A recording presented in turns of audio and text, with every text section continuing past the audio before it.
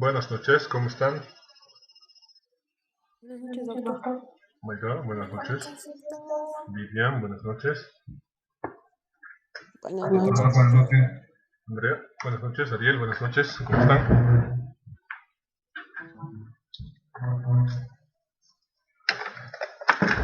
Van a disculpar, no he tenido tiempo poder alcanzar a subir el tema ayer a la plataforma. Lo acabo de subir el tema y las diapositivas también. Cualquier duda, pregunta, por favor avísenmela. No sé si se ha podido cargar correctamente. Mi plataforma parece que sí, pero veo desde mi celular y ya parece que no. Si tienen algún problema me avisan, por favor. ¿Ya? 1, 2, 3, 4, 5, 6, 7, 8. Ya. Hoy nos toca ver un tema que también es muy importante en cuanto a la función propia del proceso penal, por así decirlo, por así llamarlo. ¿Ya? Es un tema muy interesante, muy propio para que lo podamos ver y conocer. Ya este tema les va a abarcar a ustedes para que empecemos a conocer propiamente la práctica procesal penal, porque he estado hablando y comentando con el doctor Dips y la siguiente materia que les toca es Ministerio Público y Procedimiento Penal. Ya netamente van a necesitar y vamos a tener que ver lo que es el Código de Procedimiento Penal y su aplicabilidad en la forma y en el contexto en el que necesitemos aplicar, ¿ya? Para eso es muy importante lo que vamos a avanzar y hemos avanzado porque ustedes ya van a poder determinar este tipo de situación penal para que no estén esta parte como era o esta otra situación, sino ya estén más aguerridos, más tigres cuando estén entrando a esa situación y estén un poquito más adelantados de lo que tendrían que estar. ¿Ya? Nuestro tema de hoy día se llama el rito judicial, que en específico es la forma en la cómo vamos a aplicar y vamos a conllevar nuestra práctica, nuestro simulacro. ¿Ya? Voy a empezar a compartir pantalla. Por favor, me avisan si logran visualizar mi pantalla. Y voy a mi PDF. Ahí está.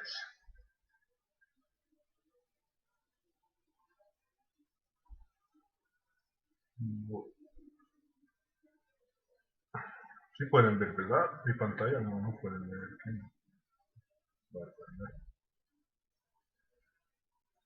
Ahora sí pueden ver mi pantalla, ¿verdad? Sí, doctor. Gracias, muchísimas gracias. A ver. No me acuerdo. ¿Se acuerdan que hemos visto un flujograma, verdad? Cronograma de exposiciones, flujograma, este es. Ahí está. Vamos a ir avanzando con dos modalidades de diapositivas, ¿ya? Porque en específico nuestro tema abarca la forma del procedimiento como un rito. Evidentemente, la doctrina le llama el rito judicial y en materia penal lo vamos a llamar el rito en la forma judicial penal. ¿Cómo vamos a desenvolver este procedimiento y la forma en la que se va a desenvolver? ¿Ya? Vamos a avanzar un poquito primero de lo que es las partes generales y los aspectos y el contexto más importante de lo que se llama el rito judicial, ¿ya? En este sentido ustedes van a poder conocer y entender a lo que le dicen rito, ¿ya?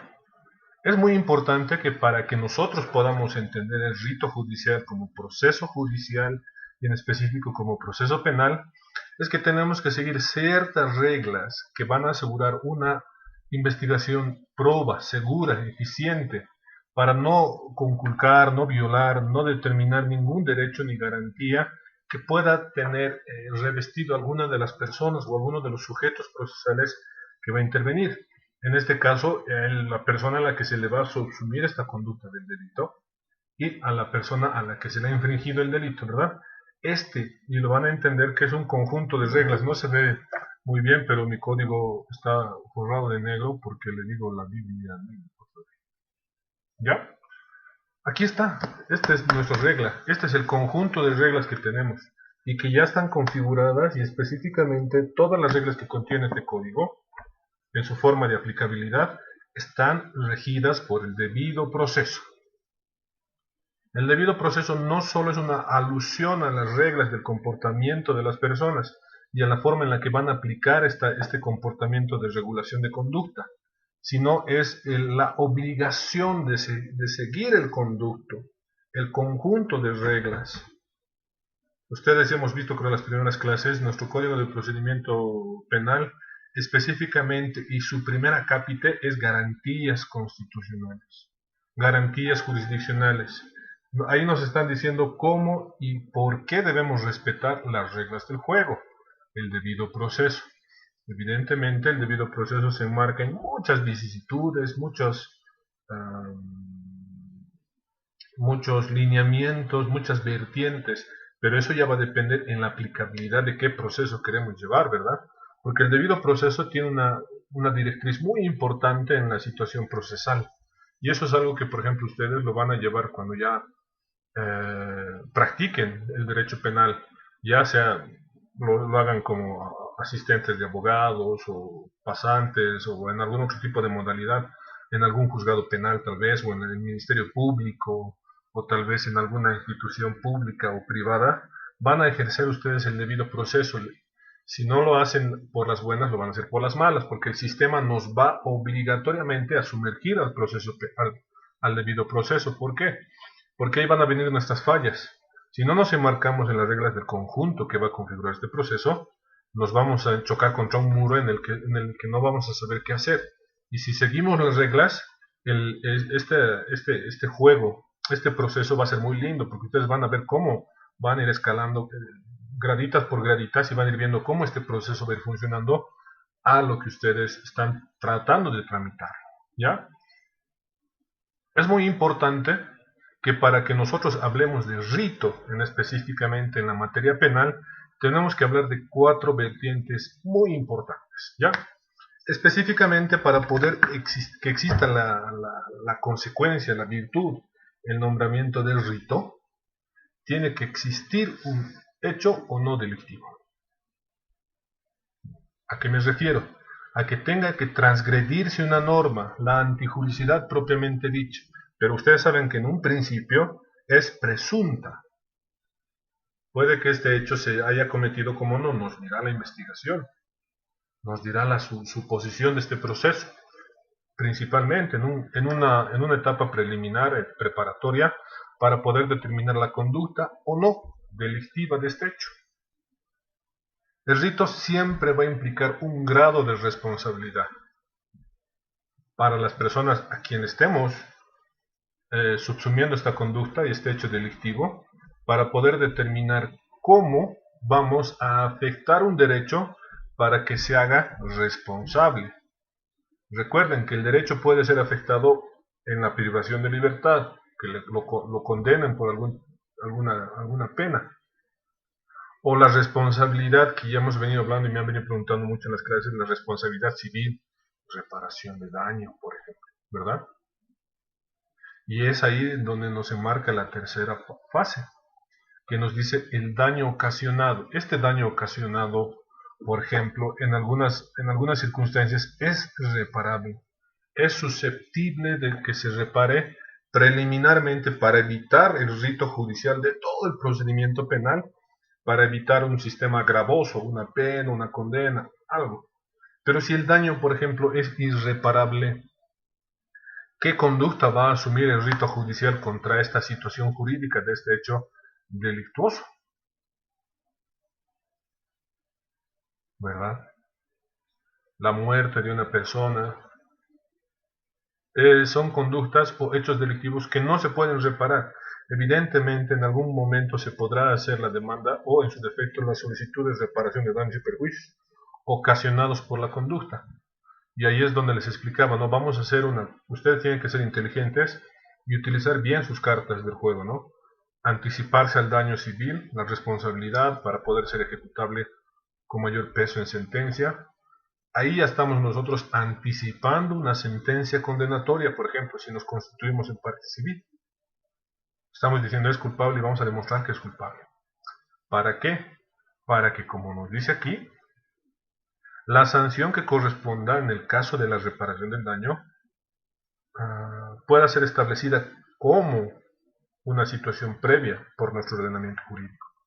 Y es por eso que en nuestro Código de Procedimiento Penal, en los primeros capítulos, más allá de los derechos y garantías, prevén una situación de formas de extinción del proceso penal, dependiendo el hecho delictivo. Nos dicen, se puede suspender por conciliación, se puede extinguir, perdón, se puede extinguir por reparación del daño total e integral previsto por algún tema de algún delito, siempre y cuando este daño sea previsible por la ley. ¿Se puede reparar? Y ahí va, por ejemplo, mi pregunta para ustedes, y esto es a criterio personal, no lo tratemos más como legalistas. ¿Ustedes creen que la violación de un niño, niña, adolescente se puede conciliar por una reparación de un daño y perjuicios ocasionados?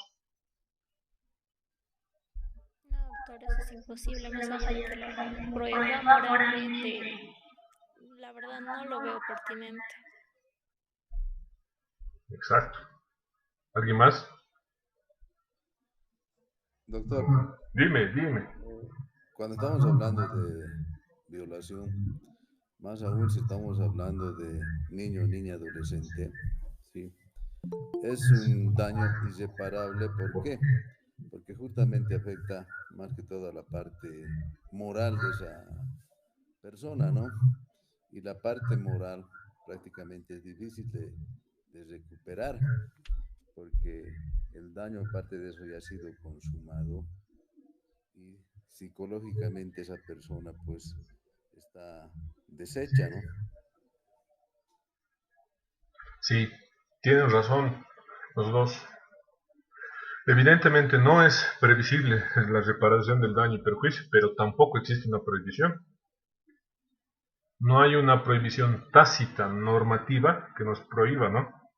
La jurisprudencia nos dice no se puede conciliar. El caso Martínez Lavallato contra México, que es de la Corte Interamericana de Derechos Humanos, ha enmarcado un estándar jurisprudencial y en los bloques constitucionales de que la prohibición de conciliar para delitos de violencia sexual en el ordenamiento de mujeres, niñas, niños y adolescentes y adultos mayores. Les ha dicho a los estados, ustedes tienen prohibido conciliar más que generar políticas públicas de reinserción a la sociedad y todo eso. Pero en nuestro estado no sucede eso. En nuestro estado las partes concilian, los papás van donde la defensoría les dice ya hemos conciliado y al final se quedan con el proceso y obviamente la obligación, la defensoría y el Ministerio Público siguen. Pero los papás han manifestado y han dicho, no, perfecto, mi hija me ha dicho de que era su enamorado, pese a que es 6 años o 10 años mayor que ella. Mi hija tiene 14, 13 años. Y no, nosotros vamos a dar nuestro consentimiento para esta relación. Han manifestado su consentimiento escrito. Lo que correspondería ahí, por ejemplo, es que la defensoría les inicie infracción por violencia de oficio. Pero ya nuestras autoridades creo que prefieren ahorrarse más el trámite que otra cosa. No corresponde, yo también comparto la idea de ustedes, ¿no? No correspondería una reparación porque considero que no hay monto económico que pueda ser susceptible para una reparación de un daño o un perjuicio en este tipo de delitos. En otro tipo de delitos, con seguridad, creo que no hay monto diferente al que se Doctor, pueda. Dime, es como en este caso que se ve en las noticias actualmente de la niña que ha sido violada por su abuelo, ¿no? su abuelo y hay uno Sí, que de su padrastro en Cochabamba y aquí en La Paz. sí, correcto. Es una Es, aberración uf, realmente y la niña está en gestación, está en gestación, la sí. niña está embarazada.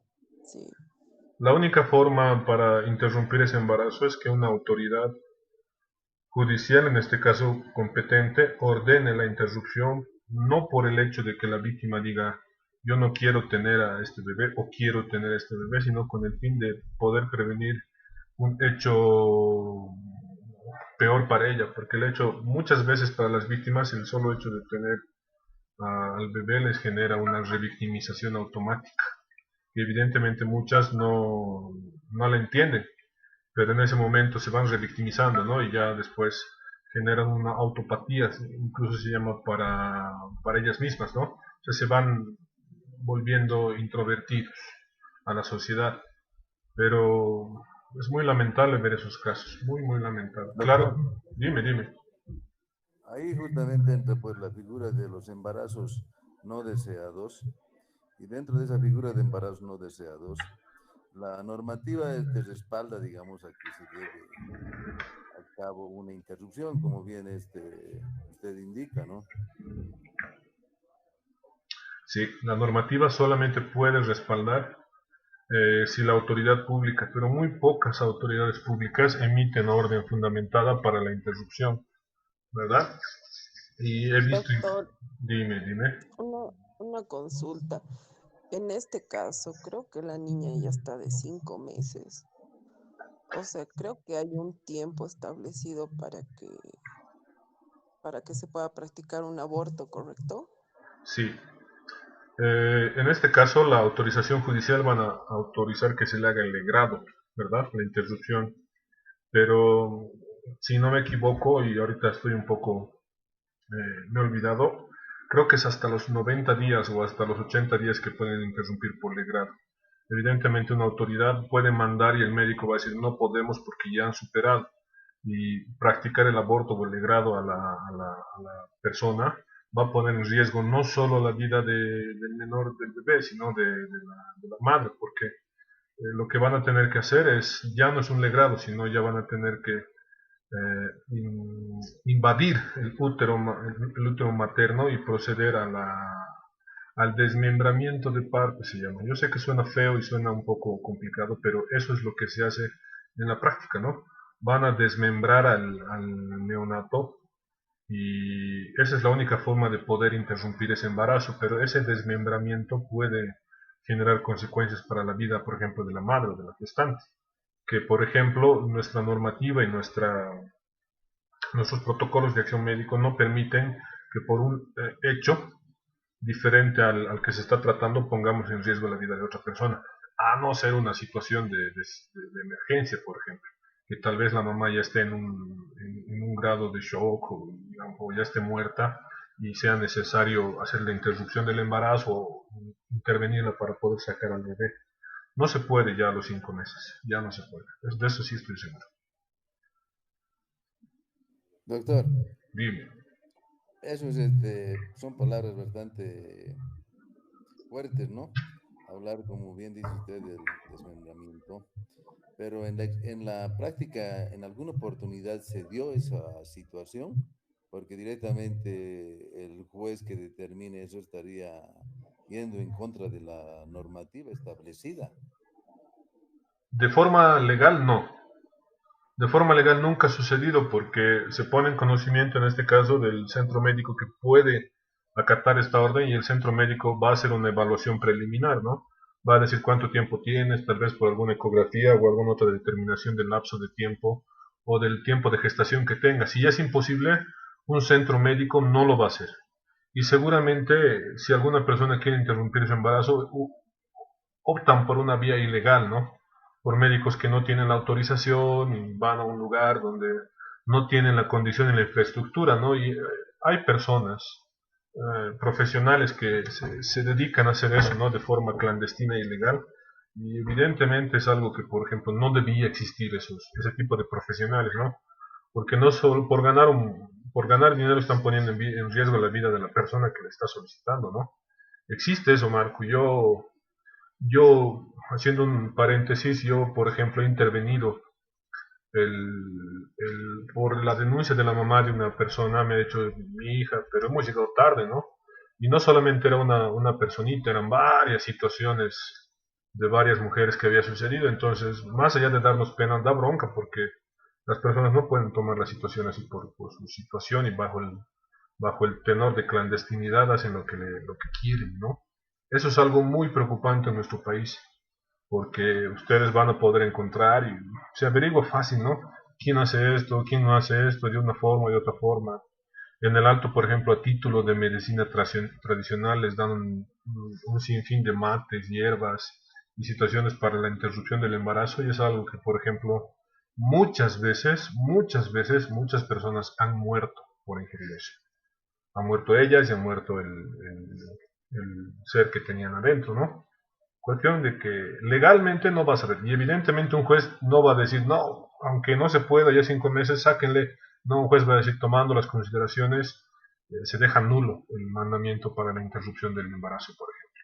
Ningún juez a conocimiento, y si el juez tiene conocimiento, y seguro, Marco, antes de emitir resolución fundamentada, un juez va a pedir la valoración médico forense tal vez de la víctima para hacer específicamente esta evaluación del tiempo gestante, si se puede o no se puede, y seguramente el médico forense determinará el tiempo de gestación y, ahí no, y el mismo médico dirá imposibilidad de interrupción de embarazo.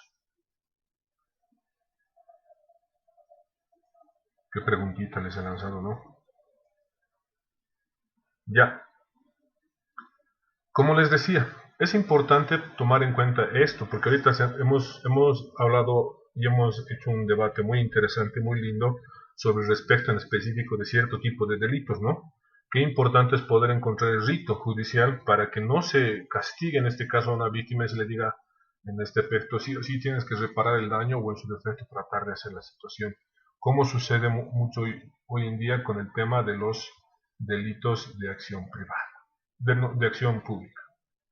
En nuestro ordenamiento jurídico y en específico en nuestro Código de Procedimiento Penal, reconoce 3 clases de rito judicial, 3 clases de proceso penal, que en específico se denominan, por ejemplo, el proceso de delitos de acción privada, que específico este rito judicial, este proceso judicial, se tramita única y exclusivamente por la víctima. Aquí no tiene nada que ver el fiscal. Y solamente el encargado de recolectar las pruebas y la forma en la que van a recolectar es la víctima. Y aquí se va a presentar ante una autoridad, ante un juez de sentencia, para que él determine la situación de la denuncia de la víctima. En este caso lo estamos excluyendo. Hay ciertos delitos en nuestro Código Penal, y van a ver en el tema, que están excluidos de la acción pública penal. Delitos contra el honor, difamación, injuria, apropiación indebida, daño simple. Delitos que, por ejemplo, dice el Estado, no necesitamos que el Ministerio Público intervenga, porque no son delitos de relevancia jurídica. Una difamación se puede resolver con un perdón público. Y estos delitos de acción privada, estos procesos, se caracterizan por una fase principal, que es la conciliación. Antes de instalar el juicio propiamente dicho, el juez tiene que instar a las partes a conciliar. Y dice, ¿no? A cualquier solicitud, todo hasta mientras no se dicte sentencia o se ejecutoria la misma, las partes pueden conciliar. Ya van a ir viendo seguramente, y vamos a ir viendo, si Dios así lo permite, y al siguiente semestre continúo yo con ustedes, vamos a ir viendo todo este tipo de delitos. Los delitos de acción pública a instancia de parte. Este delito se activa y se predispone en su inicio por solo denuncia o querella de la víctima ante autoridad competente, que es el Ministerio Público, la policía, hoy en día defensorías de las niñas y adolescencia, SLIMS, servicios legales integrales municipales, algún otro tipo de centro, por ejemplo, de ayuda o de acogida para las mujeres, la defensoría del adulto mayor, que ya pueden generar una denuncia ahí, que específicamente no son la institución llamada por ley, pero generan este inicio propio de la acción penal. Y el proceso que ustedes van a ver más siempre, toda la vida, que es el proceso de delitos por acción pública. Que en específico, este delito, este tipo de procesos lo persigue el fiscal, sin la necesidad de la víctima participe en el proceso. Pero muchas veces este tipo de procesos obedece a 2 modalidades: a denuncia de la víctima para que se active el proceso de acción pública o de oficio. Ustedes van a ver cuando vayan a la fiscalía o trabajen ahí o ya sean abogados, van a ver Ministerio Público contra Espinosa, por ejemplo. Pese a que haya habido una denuncia preliminar mía, digamos, una querella, una denuncia. El Ministerio Público, como antes decían, ¿no? El pueblo contra Jorge Espinosa. Porque el delito público es el que va a lesionar y está afectando a la sociedad, y por eso es reprochable y castigable. En el primero no tanto, puede haber, como les he dicho, perdón público, satisfacción pública, pero igual le van a grabar antecedentes a ese señor. ¿Ya? Ahora nos vamos a ir a las fases del proceso penal, como rito judicial, que en específico ustedes lo van a ver y lo van a encontrar en todos los libros, en nuestro código, en 3 subdivisiones. La etapa preparatoria, que dentro de la etapa hay subetapas, la etapa del juicio oral y la ejecución de la sentencia o de la pena. 3 etapas importantes que dentro del proceso ordinario, por así decir, tenemos que cumplir obligatoriamente. En el proceso de acción privada nos vamos a saltar la preparatoria y nos vamos a ir directo al juicio y a la ejecución de la sentencia. En procesos, por ejemplo, de proceso abreviado nos vamos a ir directo a la ejecución de la sentencia o de la pena. Delitos flagrantes también. Pero eso ya es una situación en la que tenemos que enmarcar cada uno. Por ejemplo, el proceso abreviado merece, por ejemplo, 1 semana o 2 semanas para que les expliquemos cómo funciona, para qué funciona, cuáles son las modalidades. Que seguramente lo van a ver en la siguiente materia. ¿Ya? Y aquí es donde vamos a empezar a abrir, porque como les he dicho, yo no quiero que sea doctrina, quiero que vean cómo es la realidad. ¿Ya? La etapa preparatoria, a su vez, funge con 3 subetapas, con 3 subfases. Para que se inicie una etapa preparatoria vamos a necesitar subdivisiones, subfases, para que podamos iniciarla. En este caso vamos a hablar de que en esta etapa, para un inicio, puede existir una denuncia, una querella o una intervención policial, que puede ser acción directa o por la del Ministerio Público. Esta etapa preparatoria, a través de las diligencias preliminares y preparatorias de estas 3 subfases, vamos a llegar a una imputación formal, que hemos visto en la anterior clase, ¿no? A través de los actos de la etapa preparatoria propiamente, y los actos al realizarse y los actos solicitados formalmente computables por un plazo, vamos a determinar finalmente los actos conclusivos. Que estos actos conclusivos solamente tienen 2 fases: la acusación formal para la preparación del juicio o el sobreseimiento. Que en la misma parte de aquí, de la denuncia, la querella y la intervención policial, antes de la imputación formal tenemos 2 opciones. Bueno, el Ministerio Público o rechazan el caso por la insuficiencia probatoria o imputan formalmente por la suficiencia probatoria. ¿Se dan cuenta? Interesante. Y ahorita vamos a abrir la etapa, no se preocupen. La denuncia se va a referir a cualquier disposición, acto o materia realizada por una víctima o por quien tome conocimiento del hecho delictivo. Lo puede denunciar, como ya les he dicho, ¿no? Específicamente a la policía o al Ministerio Público. La puede hacer escrita o la puede hacer formal o verbal, mejor dicho, ¿verdad? Puede ir a la PNCC y decir, ahorita yo he visto cómo lo están pegando uno aquí atrás, y es una denuncia. Y esta denuncia puede ser hecha por cualquier persona que tome conocimiento de un hecho delictuoso. Y ustedes van a ver que hay obligación de denunciar. Nosotros no podemos decir, no, me pasaré nomás porque me van a meter de testigo, me van a hacer algo, me van a llamar. La querella, también llamada acusación particular en delitos de acción privada, es aquel documento, o en específico aquel actuado procesal, que la víctima le subsume a otra persona la comisión de un delito para conocimiento de la autoridad llamada por ley, fiscal o juez, para que en este caso se desarrolle el rito judicial en cuanto a la pertinencia de un hecho delictivo que en este caso haya dañado, haya menoscabado el interés de esta persona, o en este caso un bien jurídicamente protegido.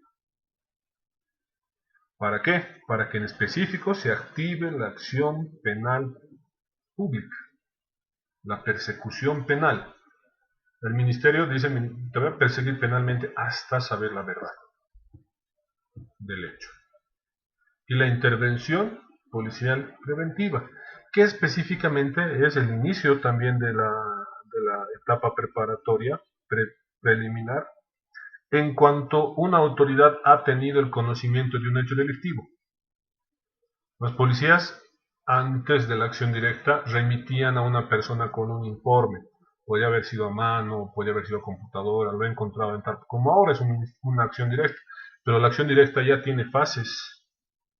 La acción directa ya nos dice nombre del oficial que está llenando, relato breve de los hechos, qué persona queda prendida, quién es víctima, qué tipo de delito posiblemente es el que se ha cometido.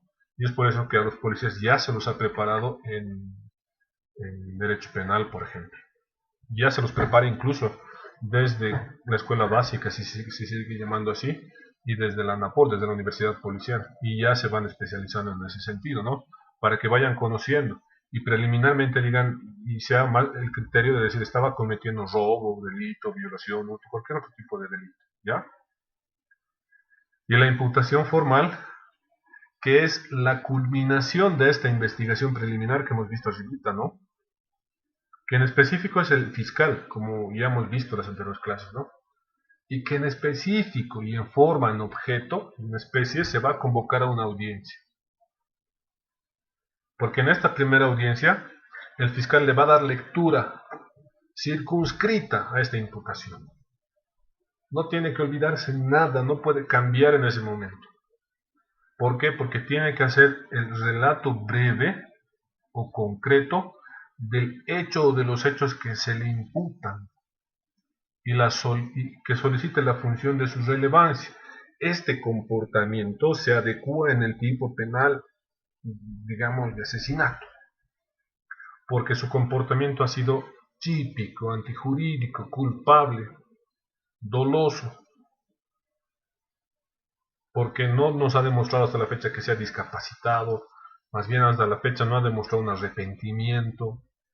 Hemos colectado el cuchillo que tiene sus huellas, no sé, cualquier otra cosa que sea una relevancia para la aplicación de una medida cautelar, o en su defecto, si correspondería a alguna salida alternativa, proceso abreviado o algún delito flagrante, porque en la misma imputación puede formar la solicitud de una aplicación de una salida alternativa o delito flagrante.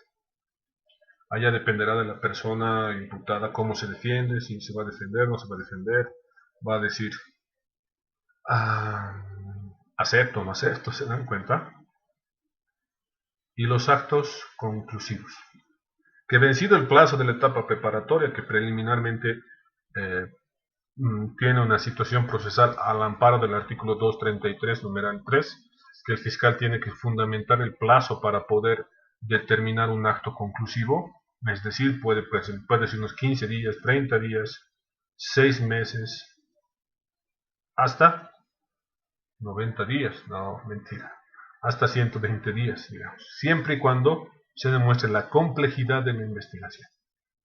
Pero este acto conclusivo solamente se va a definir por la materialización de las evidencias ciertas y verdaderas de que una persona ha cometido un delito y tenemos las pruebas suficientes para demostrar la culpabilidad y que sea condenado a un cierto tiempo.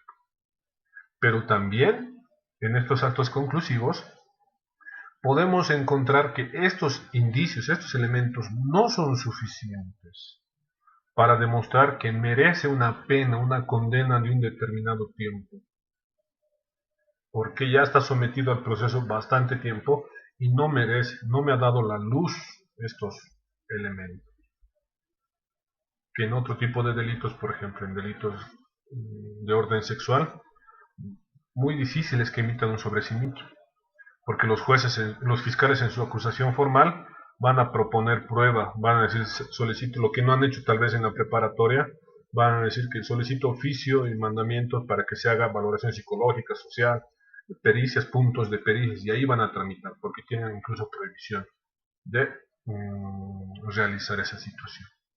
Antes de entrarnos al juicio, vámonos al otro flujo ramo. Etapas del procedimiento penal. ¿Se acuerdan de esto, no? ¿Hemos visto o no? ¿No hemos visto? Ahí está, eso. Para que lo vean de forma más material, y aquí está con articulitos, ¿no ve? Cómo se desenvuelve nuestro proceso penal como rito. Y estas son reglas que tenemos que seguir. Denuncia o querella, ya hemos hablado. Se hace ante la policía o la fiscalía. Momentito, ¿se puede desestimar esta denuncia o esta querella? Y puede ser subsanada en el plazo de 24 horas. Eso nos dice la ley. Aquí tenemos una excepción, porque no directo pasa, ¿no? Se admite el policía informa al fiscal dentro de las 24 horas. La fiscalía acepta, informa al juez de instrucción penal para que en específico se respeten los derechos y garantías y se empiece a computar los días de esta fase preliminar, que son 20 días. Ya, y aquí está. 20 días de la fase preliminar. Que en esta fase preliminar de la etapa preparatoria, la policía tiene que dar un informe al Ministerio Público para poder determinar la situación jurídica de una persona. Y este representante del Ministerio Público tiene que emitir una resolución al juez de control jurisdiccional y dependiendo los plazos, ¿verdad? Puede que estos 20 días se puedan ampliar, extendibles a 6 meses, lo dice la norma, pero a solicitud fundamentada. Necesitamos todavía hacer más actos de investigación. Solamente estamos hablando ahorita de la admisión de la querella, para poder determinar si abrimos o no la segunda fase de la etapa preparatoria. Acá está. Y el juez dice, le va a combinar al fiscal en el plazo de 5 días a que emita resolución de las investigaciones preliminares, rechazo o imputación. Y aquí nos vamos a la subfase. El fiscal imputa y esta imputación puede objetarse. El juez va a convocar a una audiencia para la objeción de esta imputación, porque esta objeción va a obedecer a que la imputación no ha sido tramitada correctamente, no me han notificado, tiene hechos falsos, no sé, un montón de situaciones. ¿Se dan cuenta? Aquí está. Ahí nos hemos quedado. Ahora nos vamos a la otra fase. En caso de que se le conmine a un representante del Ministerio Público a que emita una resolución, esta resolución pueden ser de formas diferentes. Y en específico nuestro proceso y nuestra doctrina nos merece 4 situaciones de resolución. La imputación formal, solicitar la ampliación del plazo para complementación de diligencias policiales, rechazar el proceso o denuncia o querella porque no corresponde delito, o presentar una salida alternativa. Suspensión, proceso abreviado, conciliación, criterio de oportunidad. Cualquiera de estas la tiene que presentar. Si es rechazo, el Ministerio Público va a notificar a todas las partes procesales. Las partes procesales, al amparo del artículo 305, van a poder objetar este rechazo. El juez ahí solamente está de pantalla, está viendo nomás, porque el que va a resolver este rechazo es el jerárquico en fiscalía, el fiscal de distrito. Va a decir el fiscal confirma el rechazo o revoca el rechazo. Si hubieran presentado objeción, el control jurisdiccional dentro de las 24 horas para que se remita al jerárquico. Pero ¿qué pasa en las demás resoluciones? Para complementación de diligencias, es decir, ampliación de plazo, salidas alternativas o proceso, se va a remitir una imputación formal remitiendo las situaciones procesales. Esta imputación formal nos va a abrir a la audiencia de medidas cautelares. ¿Por qué? Porque nosotros necesitamos decidir el futuro de esta persona sometida a un proceso. El juez necesita saber cuánto tiempo necesita el fiscal para poder recolectar las evidencias para generar una culpabilidad. La víctima necesita que lo detengan preventivamente porque tiene miedo.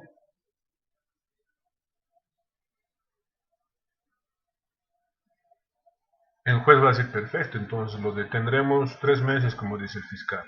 Señala audiencia de verificación de situación jurídica después de los 3 meses. Para ver si es que se está avanzando o no se está avanzando, ¿no? Y le dirá al imputado, estas medidas cautelares son de carácter provisional. Pueden ser modificadas durante estos 3 meses, si me presentes documentación idónea. ¿Se dan cuenta? Se está cumpliendo lo que dice la norma. Finalizado el plazo de la imputación formal en un delito común, en un procedimiento ordinario, el fiscal puede y tiene la obligación de remitir y fundamentar nuevamente una resolución fundamentada. Esta resolución tiene que vincularse a los hechos materiales. Y esta resolución va a obedecer específicamente a 3 situaciones procesales. La acusación formal, que nos va a abrir otra etapa, ahorita vamos a ver. Una salida alternativa, suspensión condicional, proceso real. Nuevamente, se dan cuenta cómo nuestro proceso penal está tratando de evitar una condena. Y el sobreseimiento. La acusación formal ya es el acto procesal por el cual se le subsume a una persona la autoría, ya no es la probabilidad de autoría. Que en este caso la autoridad competente, el juez de instrucción, tiene 24 horas para remitir sorteo, para que la oficina gestora sortee tribunal o juez de sentencia bajo responsabilidad, porque pasadas las 24 horas se pueden plantear incidentes, excepciones.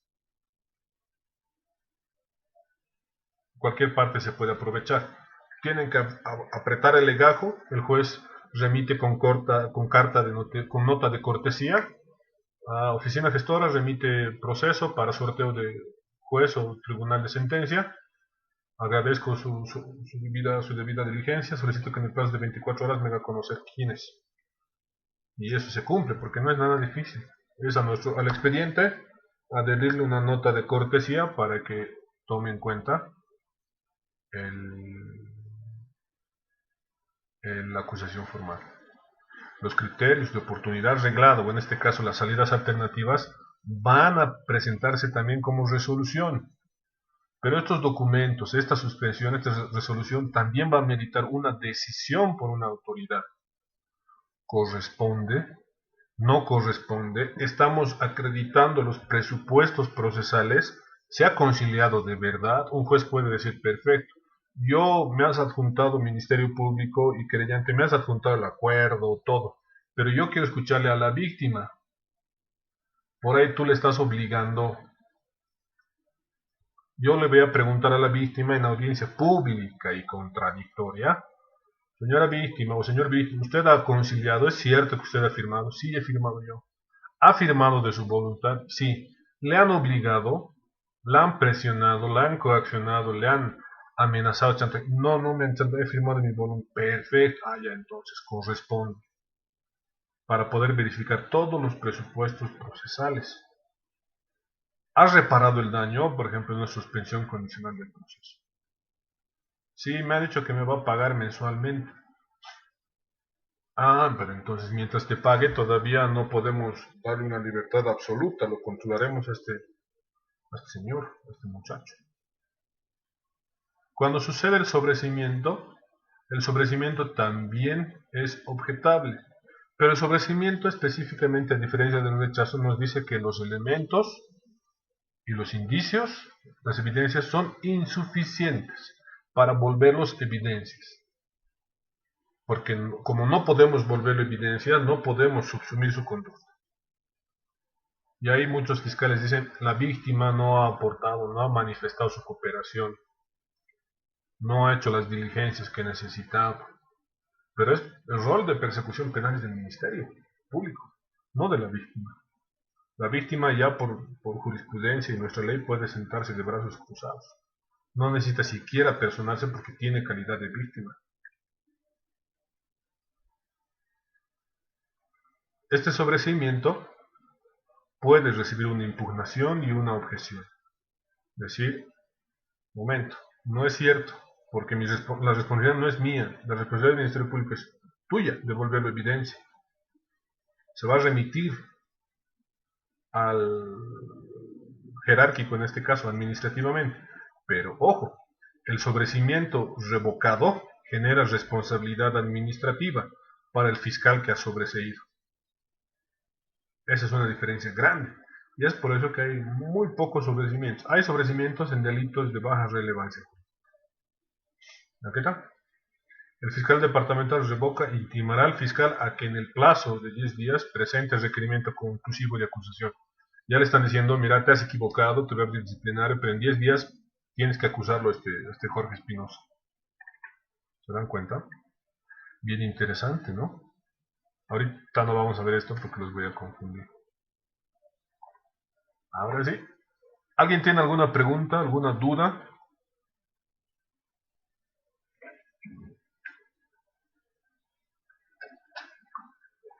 ¿Estamos bien? Me asusta su silencio. Sí, doctor. Porque, gracias, viejo. Porque vamos a seguir a rajatabla esta primera diapositiva. Estita. Ya. Vamos a ir por uno de estos dos o por la policía, ¿no ve?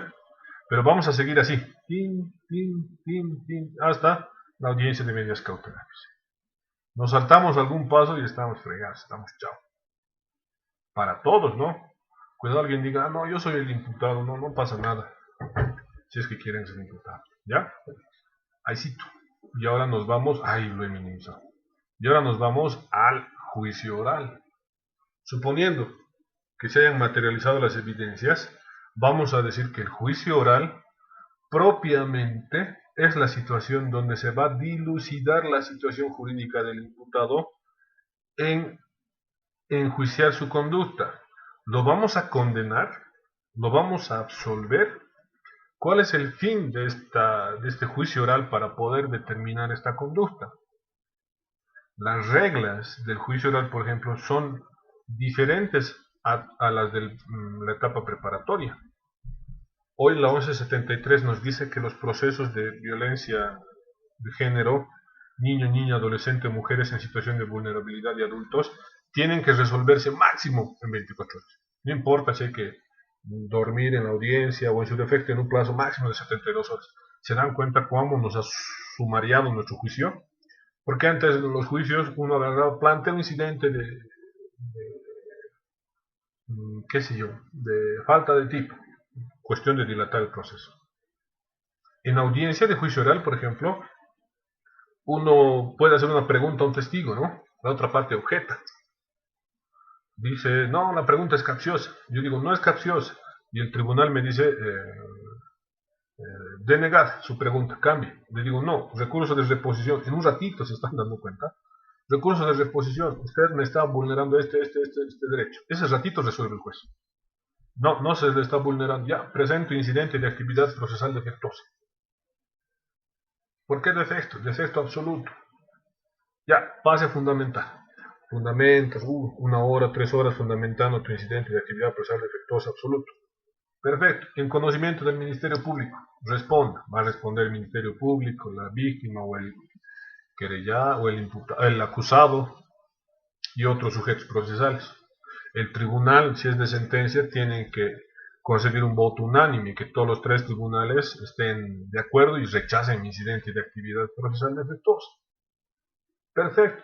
Se continúa con el juicio. Levanto la mano, hago reserva de apelación. Hasta ahí, por ejemplo, ya ha pasado media mañana y eso, si no es un día, por así decirlo. Y los jueces, como tienen un montón de audiencias, dicen, perfecto, vamos a dar un cuarto intermedio para la resolución de este incidente, se señala audiencia para otro día. Y eso es lo que han tratado de evitar, y eso es lo que sucede mucho, por ejemplo, en juicios ordinarios. Ustedes cuando participen van a ver, van a suceder y van a ver cómo a veces se extiende. Pero en procesos de violencia ya no. No sé para qué cambió de pantalla. Me macaneo. ¿Ya? ¿Alguna pregunta hasta aquí? Porque ya nos estamos yendo a la ejecución de las penas. ¿Preguntas?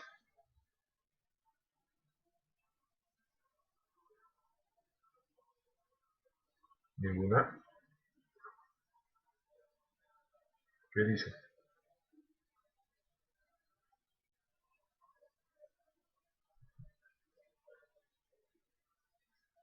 Ya.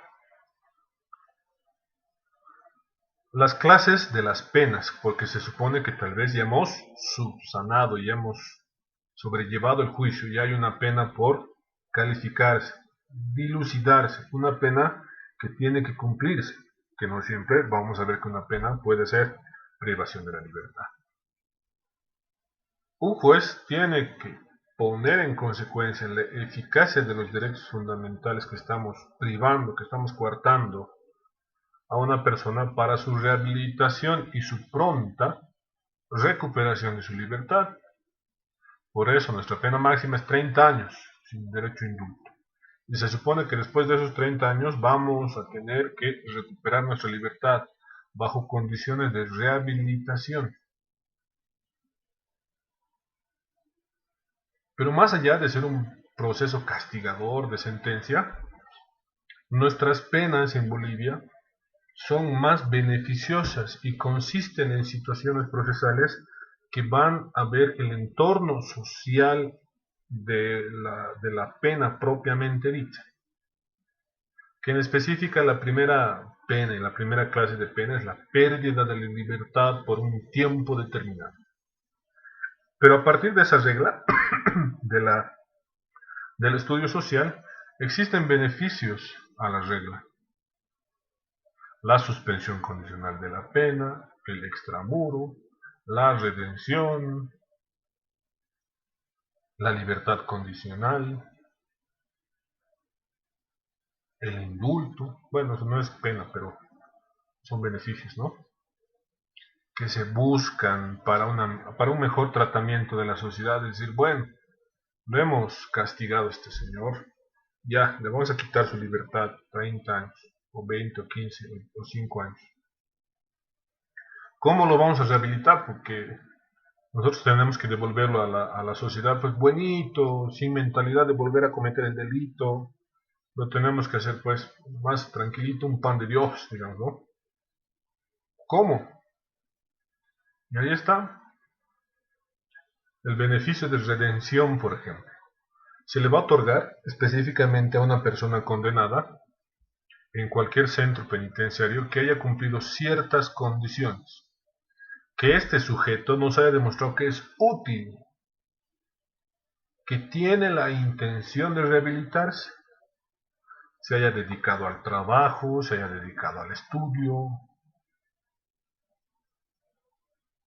Y en este caso, por 2 días de haberse portado bien este culpado, se le va a otorgar un día de premio. Es decir, a su pena le estamos bajando un día.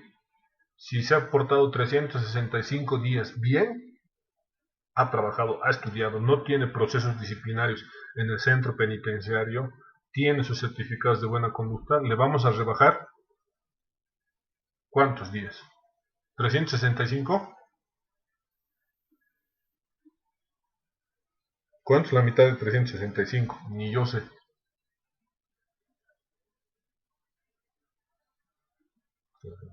$18, 180 creo, ¿no? Ahora soy abogado y no matemático, no ingeniero, ya. Se le va a dar ese beneficio, digamos, medio año, ¿no? 182,5, doctor. Gracias, Marco, gracias. Yo ya estaba por 180 y algo, ¿no? Y eso no es buen criterio. Gracias, Marco, gracias. Qué macana. Era que saque mi calculadora antes de hacer ese payaso. Ya, no se preocupe. Entonces, 182 días y medio se le van a dar como premio, ¿ya? Hasta conducta buena, porque ha demostrado un espíritu de trabajo, voluntad de aprendizaje, sentido responsable.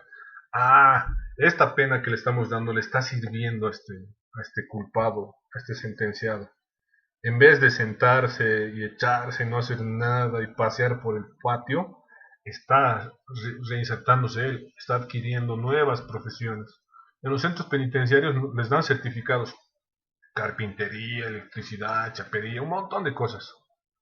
Van diferentes cultos religiosos, porque no podría decir el cual, porque no me meto mucho en la religión.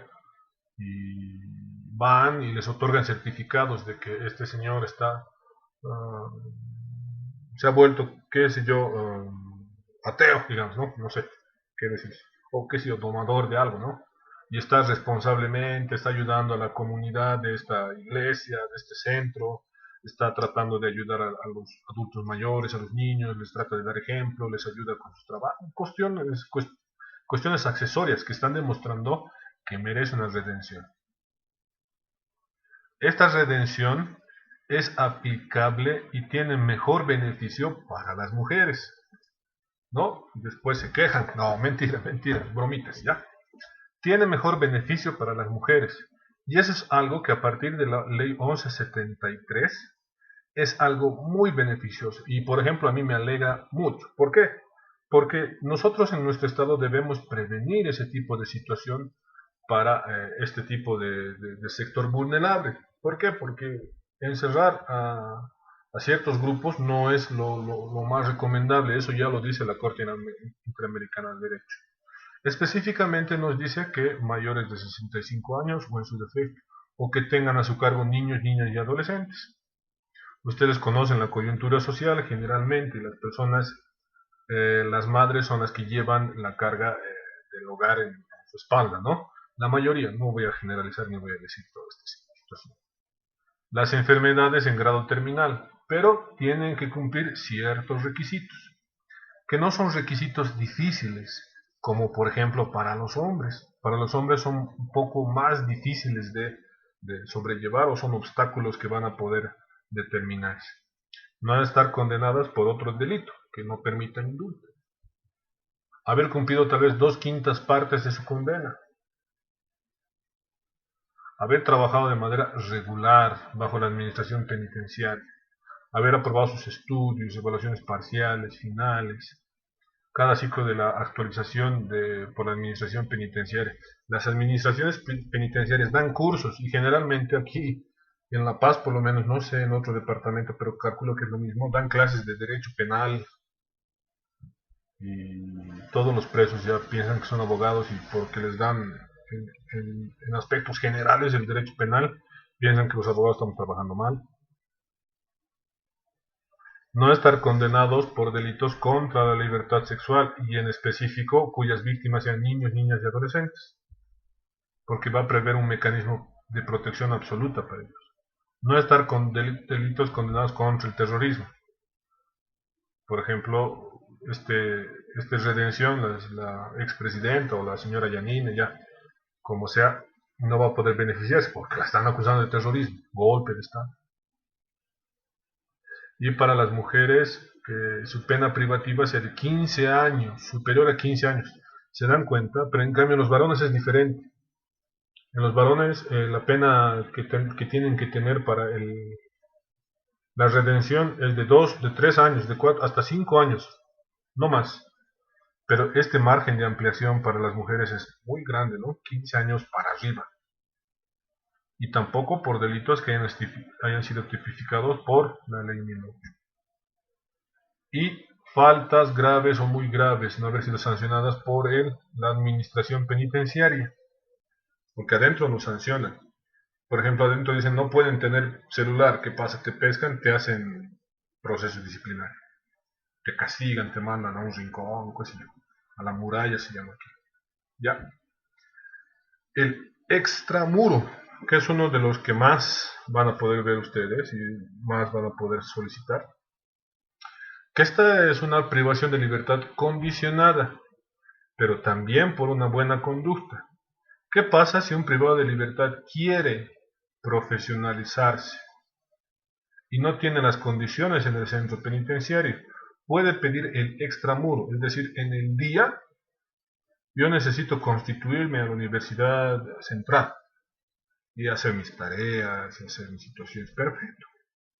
Le van a decir, tú puedes salir de 8 de la mañana a 6 de la tarde, 7 de la tarde, y tienes que volver al centro penitenciario, bien por un tiempo determinado, para ver si esta conducta se está demostrando y es cierto. Una libertad condicionada. Claro que nadie va a cumplir, ¿no? Yo he visto muchos que han salido por extramuro y lo primero que han hecho se han dado la fuga. Pero es para delitos que no tienen mucha relevancia, ¿no? Es decir, si se diera la fuga tampoco nos va a afectar porque nos está ayudando al hacinamiento de las cárceles, ¿no? La libertad condicional como clase de pena se va a aplicar cuando ya se haya cumplido algún cierto tiempo de la pena interpuesta y que tenga la condición de que esta pena interpuesta haya adquirido calidad de cosa juzgada. Desde el momento en el que ha adquirido cosa juzgada y ha sido ejecutoriada, desde ese momento se computa el plazo para la libertad condicional.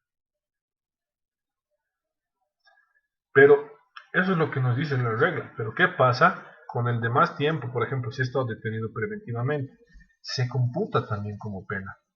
Se computa. Y ahí es donde nosotros como abogados tenemos que hacer un buen trabajo. Momento, me han ejecutoriado mi sentencia de validad de cosa juzgada, yo no he retrasado, no he presentado demoras en el proceso, me he presentado todo bien, todo tranquilo, no se me puede atribuir a mí ningún obstáculo procesal, pero me han procesado hace 2 años atrás. Esos 2 años tienen que computarse obligatoriamente. Entonces que esté un añito más, 3 años, y le daremos libertad condicional, porque su delito es de 4 años.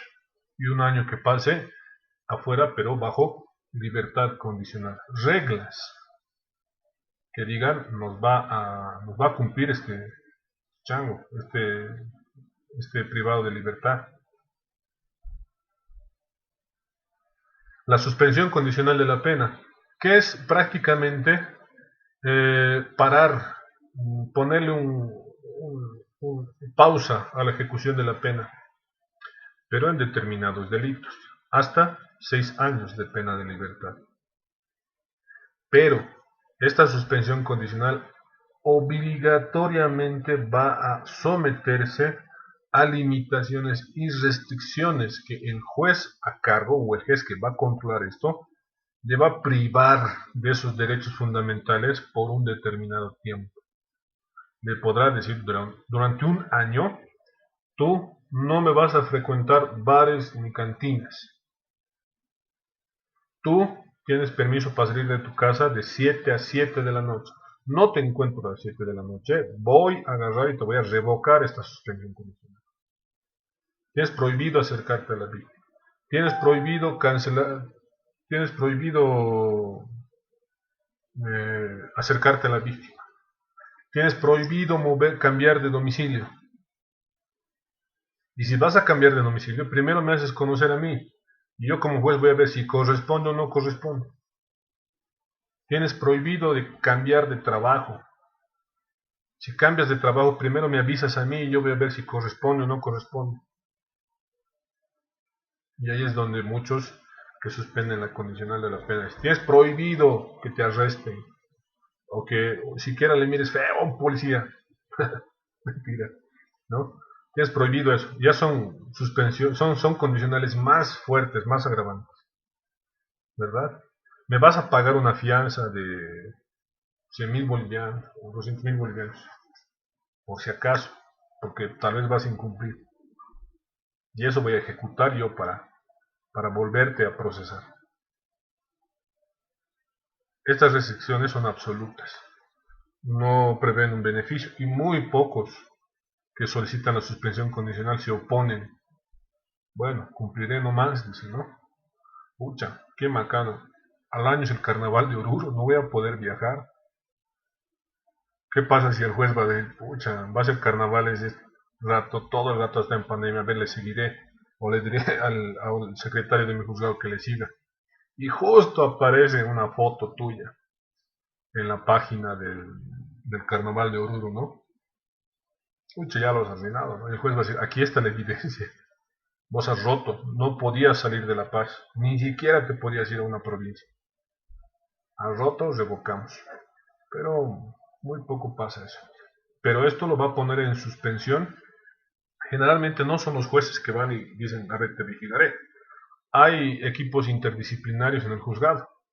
Hay trabajo social, hay psicólogos que van y hacen el seguimiento, ¿no? Si un psicólogo va y le dicen, un trabajador social, tengo que venir cada semana a controlarte que estés en tu casa, estés en tu trabajo y estés cumpliendo esto, lo van a hacer y eso ténganlo por seguro.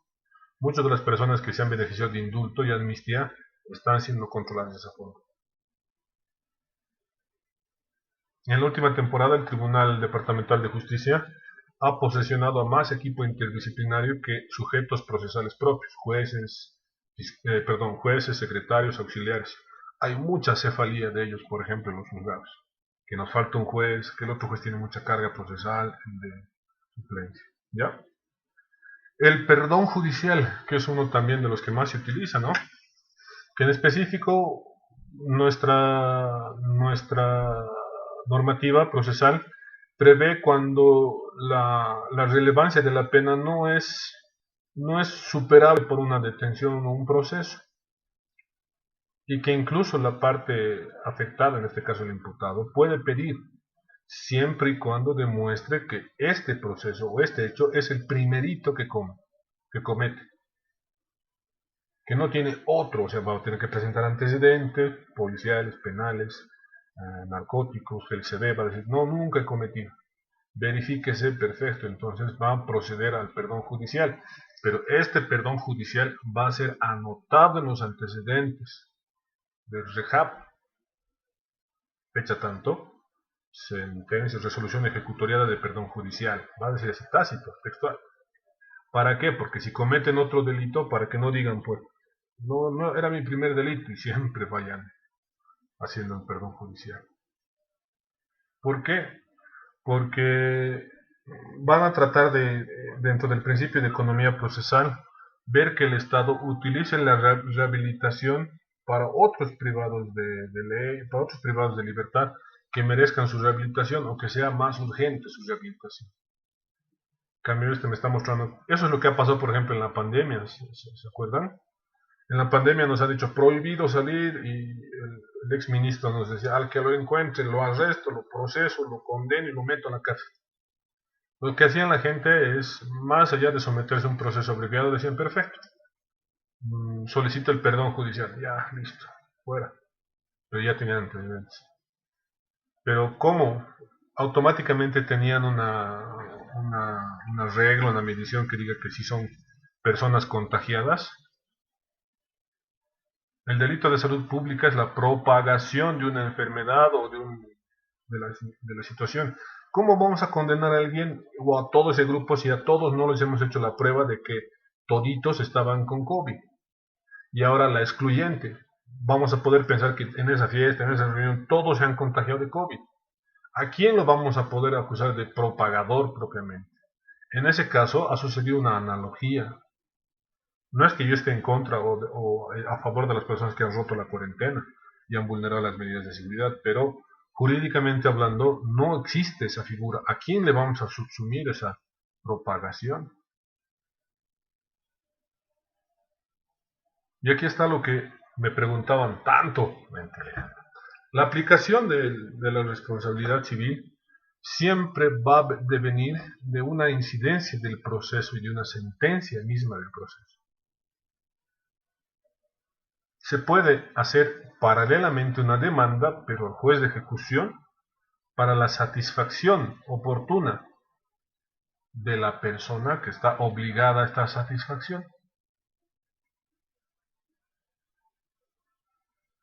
Es un rito, ¿no? Muchos lo ven determinante. Ya hemos determinado una responsabilidad penal a una persona, ya hay sentencia ejecutoriada. Entonces, corresponde reparación de daños y perjuicios, responsabilidad civil. Y en ejecución de sentencia es que vamos a solicitar la acción civil de reparación de daños para el cumplimiento de la satisfacción. Puede ser pública, me disculpo, o el juez puede decir, se ha hecho este daño cuantificables a UFBs o al sueldo mínimo, que son las bases que toman los jueces, a las unidades de fomento a la vivienda o al sueldo mínimo. Vamos a calificar esta conducta reprochable, antijurídica, ha causado este daño, esta situación, en 5 salarios mínimos, a ser pagables, ¿no? Pero ahí está que ustedes desde el principio se constituyan en parte civil, para que vayamos generando unas costas y costos, caja de reparación de daños. Yo les digo a mis clientes, haremos iguala profesional, es un contrato, que agarran los jueces y me dicen, adjunta iguala, perfecto. En la iguala se pone el precio, que evidentemente ya no es lo que dice el arancel del Colegio de Abogados. Porque si tomamos en cuenta lo que dice el arancel del Colegio de Abogados y del Ministerio de Justicia, en plazos procesales no estamos ganando ni el mínimo nacional por un caso. Ahí ponemos, y el juez nos dice, perfecto, adjunte factura. Perfecto, le adjunto factura. Y esos gastos, por ejemplo, van a ser susceptibles de costas y costos y de reparación de daños. He tenido que contratar un abogado. Bien nomás. Me ha ayudado, bueno, le hemos ayudado a condenarlo, ¿no? Pero me ha cobrado así. Ahí está la factura. Esta factura se ha endosado, se ha desglosado. Sí, se ha desglosado todo bien.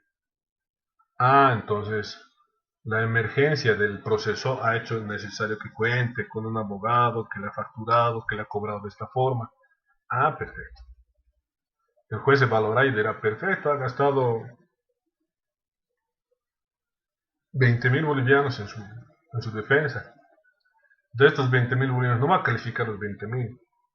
Va a decir, bueno, se califican 5.000, 10.000, dependiendo de las reglas, porque va a decir, es tu obligación contar con asesor jurídico. Pero si, por ejemplo, hemos hecho pericias aparte, particulares, hemos mandado a otro tipo de estados, eso sí, es el total. He gastado en el médico, la radiografía me ha costado facturas, porque muchos abogados presentan pues la radiografía o los exámenes médicos, ¿no? Y yo me encontré muchas veces con caja de reparación y digo, perfecto, aquí tenemos esta radiografía, tenemos esta receta, tenemos esto. Y las facturas, ¿a nombre de quién están? Estas facturas han sido endosadas, han sido descargadas, han sido desglosadas.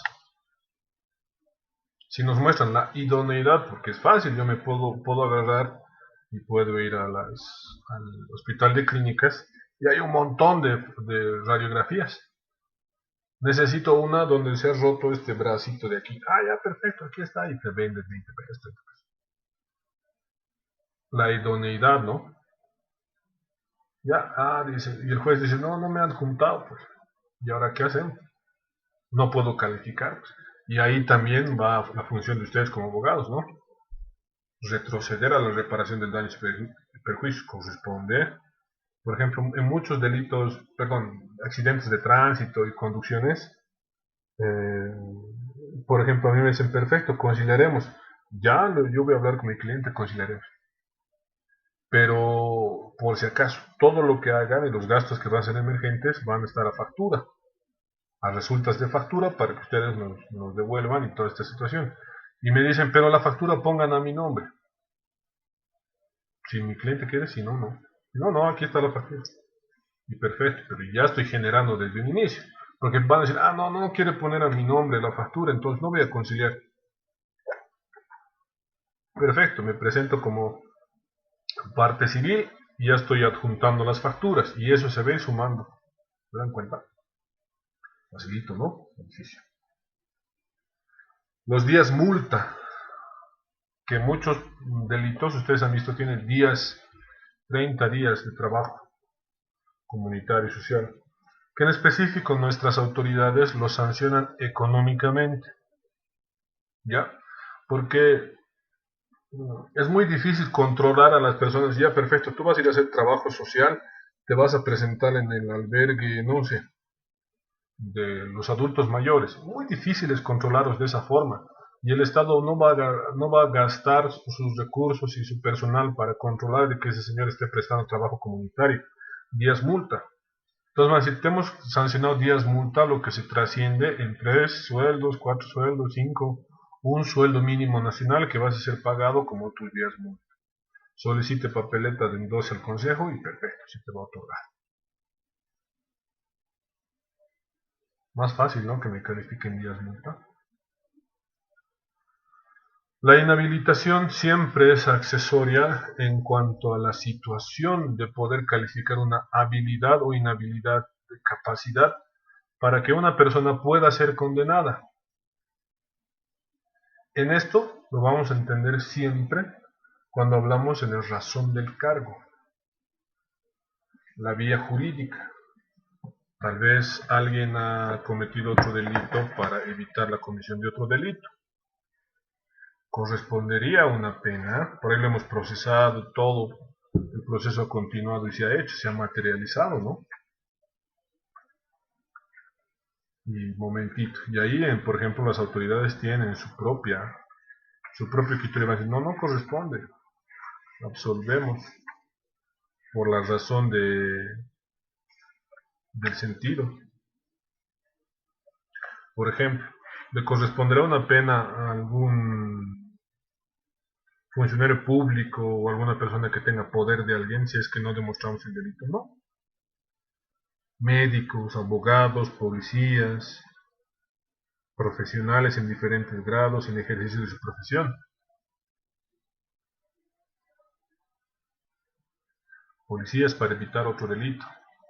Por ejemplo, los militares que están en la frontera, que están evitando el contrabando, tienen autorización de utilizar sus armas, letales por si acaso, para evitar. Ustedes van a ver, si ustedes entran al YouTube, ven, pónganle a ver, militares bolivianos contra contrabandistas, van a ver cómo los contrabandistas no tienen miedo, los pueden atropellar, los pueden matar, y no queda otra que usar armamento reglamentario. Disparar, les dicen, van a disparar contra las llantas.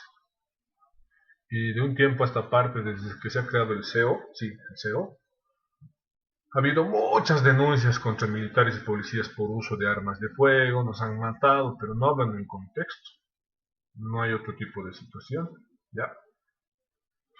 Las medidas de seguridad, que en este caso pueden otorgarse en cualquier situación de suspensión condicional del proceso, o en su defecto, alguna situación que el juez necesite para evitar que se vuelva a cometer el delito, y que esta medida de seguridad garantice que esta persona acusada dentro de un determinado tiempo va a cumplir esta finalidad. Vigilancia, caución de buena conducta. La vigilancia es eso, lo que les he dicho, los trabajadores sociales van a ir y van a tratar de ver cómo está la situación de este acusado sentenciado. Y el registro de antecedentes penales. Si nosotros pensamos de buena manera y creemos que todas esas situaciones se han cumplido, todos los tipos de penas que se han cumplido, porque la absolutoria no te genera antecedentes, pero las anteriores sí, pese a que sean beneficios para las personas imputadas, acusadas. Estos antecedentes se van a grabar de oficio para el cumplimiento estadístico, porque yo no puedo pedir suspensión condicional del proceso si tengo otro antecedente por alguna salida alternativa ejecutoriada o una sentencia condenatoria. Van a ser salida alternativa, ha cumplido, perfecto, todo lindo, he cumplido todo, me van a dar libertad pura y simple, pero voy a tener antecedentes. Va a ser suspensión condicional del proceso, tal vez en los antecedentes dicen cumplida satisfactoriamente. Estos antecedentes se pueden borrar en un determinado tiempo, pero el sistema I4 y el sistema que comparten el Ministerio Público y los jueces siempre va a dar la luz de que hay este proceso. Ya es casi imborrable, ¿no? Claro que los antecedentes para tema de trabajo, viajes, tal vez no van a aparecer después de un cierto tiempo determinado. ¿Ya? Ay, caramba, ya estamos en la ejecución de las penas. Ya estamos acabando nuestro tiempo. Ahí. Ya. ¿Preguntas? ¿Dudas? Nos hemos emocionado. Y ustedes calladitos.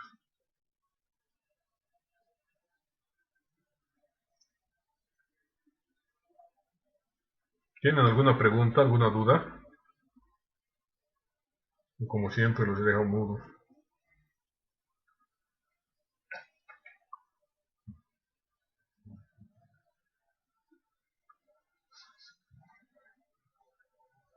Ya. Para distraernos un poquito del tema. Hablando con mi jefe, con el Dr. Dips, me sugiere que ponga en conocimiento de ustedes la modalidad para el trabajo final del tercer parcial, que en este caso es nuestro simulacro. Habíamos hablado inicialmente de que sea por sorteo, ¿verdad? 2, 4, 6, 4, 9. Y la otra modalidad que me ofrece el doc es que formen grupos. No sé qué es lo que ustedes quieren hacer, ¿no? ¿Quiénes se sienten más fiscales, más jueces, más víctimas, más imputados?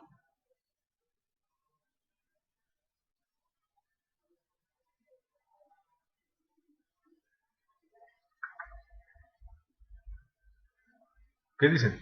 ¿Sorteo o hacemos? Tenemos que hacer dos grupos, por si acaso.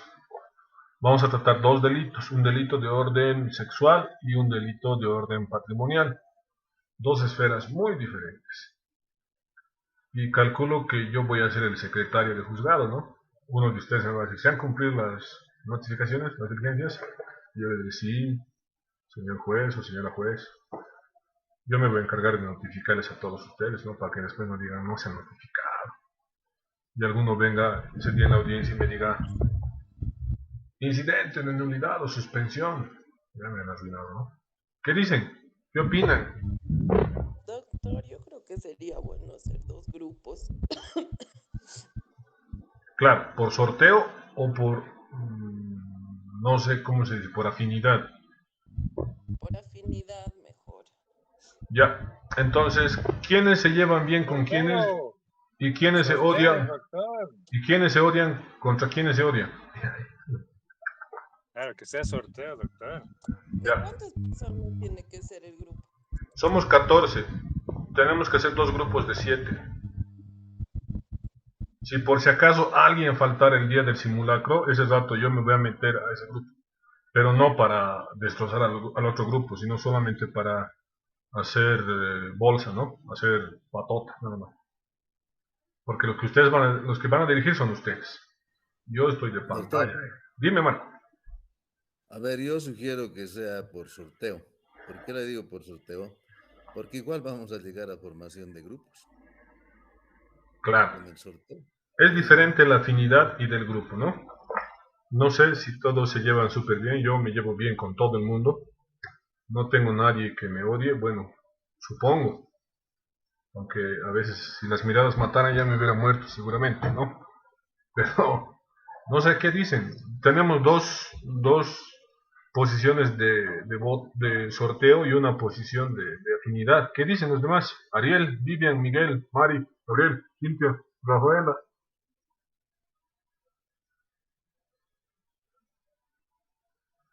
Sorteo, doctor. Sorteo, doctor. Ya, ¿seguros? Ya.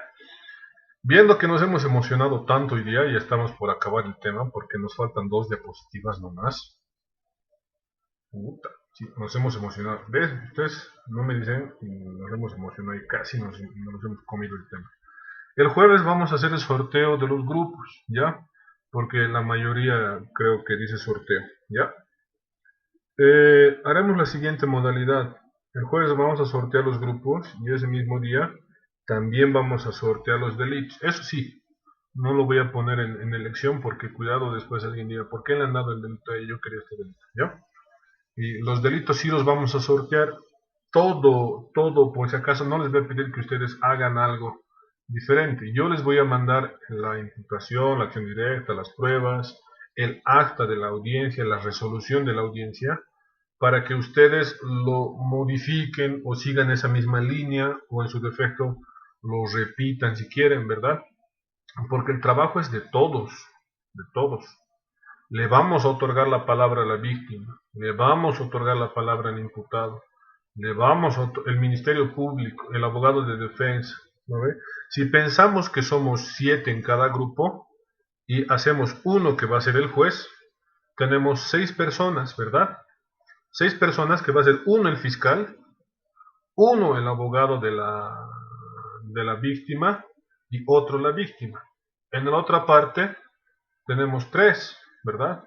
Uno puede ser abogado de defensa pública, el otro abogado de defensa material y el otro el imputado, o pueden ser 2 imputados. Eso ya los dejo a su libre albedrío, porque el grupo de imputados vamos a formar grupos de WhatsApp, ¿no? Y ahí nos vamos a contar todo y yo el chisme les voy a pasar a los del otro grupo. Mentira. El secretario voy a ser yo, ¿ya? Para que no tome, yo no voy a tomar parte, solamente voy a verificar el cumplimiento de asistencia, notificaciones, perfecto, ¿ya? Si se dan cuenta, ahí ustedes van a poder determinar, y ahí es donde van a hablar, todos van a hablar. Aquí no hay que, porque soy imputado, víctima, o ministerio público, o abogado, no voy a hablar. Todos van a hablar, todos, todos. Ahí no hay pierde, ¿ya? Todos van a hablar. Ahora, lo que está por definirse es la modalidad. No sé si esta modalidad vaya a ser virtual o en su defecto va a ser presencial, porque me han confirmado que incluso el reto que teníamos como debate con los demás cursos tal vez va a ser de forma presencial. Creo que me han hablado de las últimas 2 semanas, creo, no sé. Me van a confirmar, ¿ya? No sé, eso está por confirmarse, pero también yo los voy a escuchar a ustedes si es que prefieren que esta audiencia sea de forma virtual o sea de forma presencial. Sería lindo que fuera de forma presencial porque ahí no vamos a tener problemas de redes, de internet o algo, ¿no? Porque el protocolo de audiencia de medidas, de audiencias penales, prevé que en este caso todas las partes estén con sus cámaras prendidas, ¿verdad? Si me van a decir, pero en delitos contra la niñez y adolescencia, perfecto, ¿no? Una víctima niña, niña, adolescente no interviene, intervienen sus papás, interviene la defensoría, ¿a ver? Ahí está, por ejemplo. Vamos a sortear dos grupos, por ejemplo, en el delito de violencia sexual, puede que necesitemos defensoría como puede que no. Ya voy a ver qué delito es el que más nos conviene para que ustedes tomen en práctica. ¿Ya?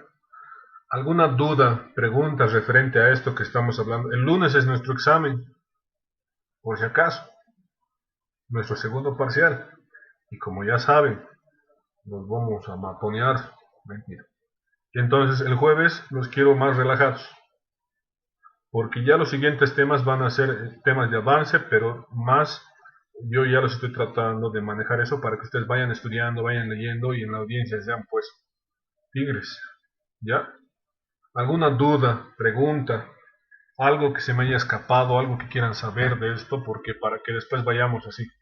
Ya han hecho el Ministerio Público, ya han trabajado así, claro, no en clases, ¿no? Porque van a develar sus argumentos. ¿Ya? ¿Preguntas? ¿Dudas?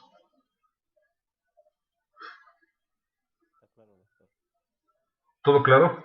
¿Quién me ¿El hablaba? examen de qué va a ser, doctor? ¿Todo lo avanzado o lo que se ha avanzado después del primero? ¿El examen? No, no, no, no. El examen es a partir del tema... ¿Hasta qué tema hemos dado? En el primero hasta el 4, ¿no ve? Sí, hasta el 4. El examen es del tema 5 al tema 9, que hasta hemos visto hoy. Ya saben, tienen el material, han visto que las preguntas no son rebuscadas, ni mucho menos son preguntas fantasiosas, ¿no? Si han leído, les va a ir bien, el examen va a comenzar el mismo tiempo, ¿verdad? Y creo que es más fácil porque no tengo dónde hacer preguntas capciosas, por ejemplo, ¿no? La víctima es a la persona a la que se le subsume la conducta del hecho criminal, por ejemplo, ¿ve? Entonces, eso es fácil.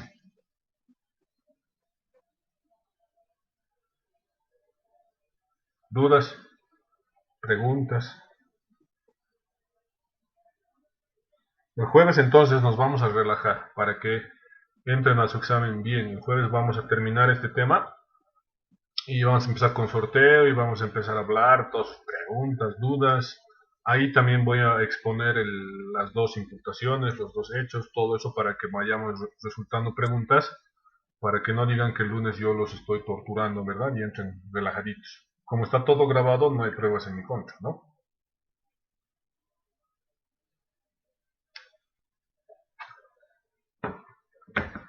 Bueno, como no hay preguntas, como no hay dudas, me despido. Que tengan muy buen... Dime, dime. Doctor, más que una pregunta, quería hacerle una solicitud. Si el día jueves podríamos hacer un pequeño repaso de los temas del 5 a 9, de los temas avanzados para el parcial. Ah, también, excelente. Saquen preguntas si quieren. Como hemos hecho la anterior vez, ¿no? Un pequeño repaso. Y si son inteligentes en preguntar, me van a sacar preguntas del examen. Está bien, haremos un repaso también, no hay problema. Gracias, doctor. Gracias, más bien, Vivian, tienes razón. Un repasito no está de más. Bueno, me despido, cuídense, que tengan el resto de jornada, nos vemos el día jueves, que no estén más preocupados en su disfraz de Halloween, ¿ya? Nos vemos, que tengan un buen resto de jornada. Gracias, doctor. Buenas noches. Gracias, doctor. Buenas noches. Hasta luego, Buenas doctor. noches, chau, chau.